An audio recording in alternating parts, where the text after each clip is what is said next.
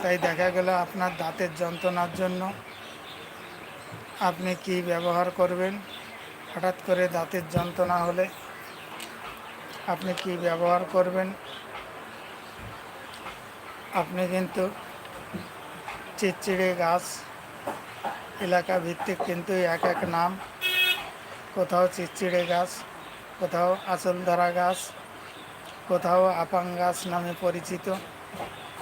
এই গাছের পাতা নেবেন, নেওয়ার পরে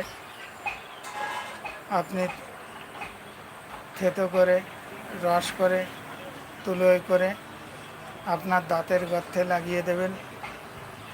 দেখবেন আস্তে আস্তে আপনার দাঁতের যন্ত্রণা কমতে শুরু করবে।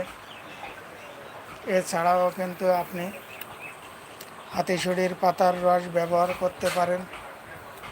এই গাছটি কিন্তু আপনি রাস্তার